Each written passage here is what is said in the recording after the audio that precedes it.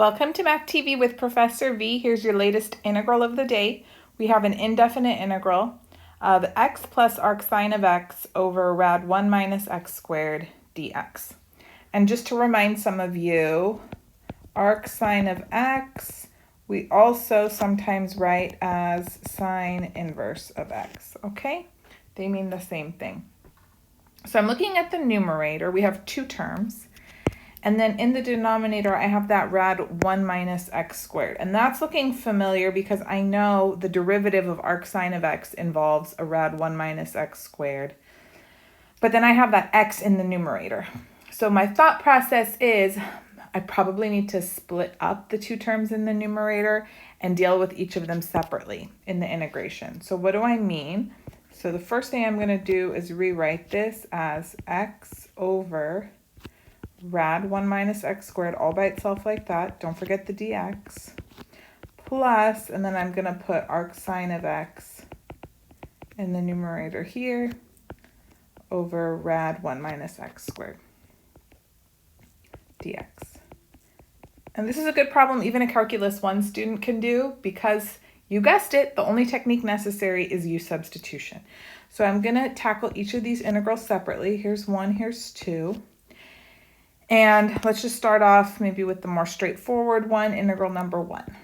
So how do you know what to let u be? Well, I'm noticing here I have a composition of functions in the denominator. I have the square root function, and then inside, see this, that's what makes it a composition, I have 1 minus x squared. Usually you let the inside function be u. Also, I know that guess is on point because if u is 1 minus x squared, the derivative du is going to be negative 2x dx, and lo and behold, here's an x dx. Perfect.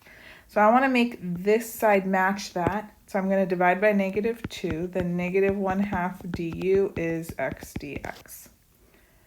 Fabulous.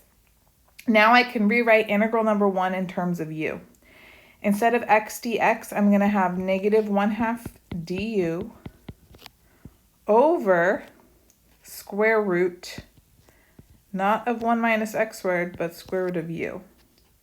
Remember, u is 1 minus x squared. Good. Now, I always tell my students right away, take that constant, put it outside, so the negative 1/2 immediately outside. I don't like this rad u in the bottom. If I'm going to integrate, I want to rewrite it as u to the negative 1/2, and then leave the du where it is. Now, once you get really good, then you don't have to do this, okay? So a lot of the times I skip this step and I'll just do the next integration process in my head, but until you're semi-pro, write everything out so you don't mess it up. Then we're gonna have here negative 1/2. So what's our rule? We add 1 to the exponent, divide by the new exponent. So if I add 1, the new exponent will be u to the positive 1/2. Divide by 1/2 is the same as multiplying by 2. Don't forget your constant. So plus, I'm going to call this guy C1 because this is the first of two integrals, two baby integrals we're doing in this problem. And then the 1/2 and the 2 cancel. So I have negative, instead of u to the 1/2, that's 1 minus x squared to the 1/2 plus C1. So there's my first part of the solution.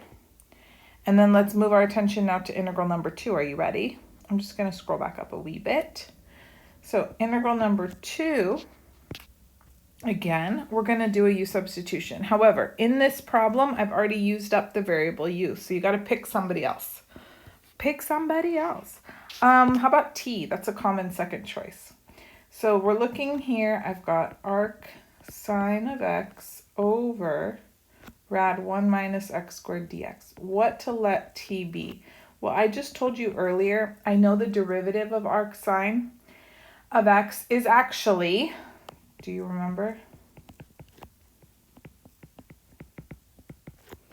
It's 1 over rad 1 minus x squared. And that's basically exactly what we have here, 1 over rad 1 minus x squared. So that's the optimal choice for t in this case. We're not using u. So let t equal arc sine of x, then dt is going to be 1 over radical 1 minus x squared dx, which is precisely what I have right here. See that?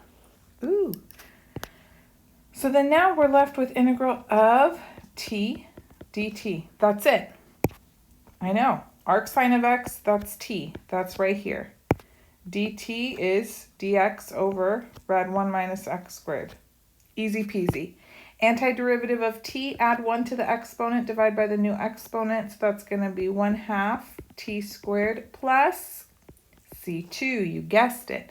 And then go back, replace t with what it originally was. T is arc sine of x. So this is 1/2 arc sine of x squared plus c2. Okay, and then we're going to put everything together for our final answer. So we have, this has a negative in the front, and I like it when the leading term's not negative, so I'm going to put that guy first. This is just purely my preference. But maybe it's your preference too, you know. 1/2 arc sine of x squared minus, let me switch back to a radical, that'll look nice. 1 minus x squared. And then now watch this, plus c, and then you got to tell the people where c equals c1 plus c2. And no, that's not being overly tedious, not at all. When you take more advanced calculus courses, and if you get into differential equations, you're really going to have to be particular and keep track of your constants of integration and whatnot. So let's get those good habits in place now, yes? So we don't have to untrain any naughty habits later. And that concludes your integral of the day. I hope you enjoyed it. Give it a thumbs up. Subscribe if you haven't already. You can check out my video lectures organized into playlists on my YouTube channel. I have a whole playlist of integrals of the day if that's your jam. And you can also catch me on Instagram and TikTok at MathTV with Professor V. Support me at my Patreon, link in the description. Love you guys. Talk to you soon.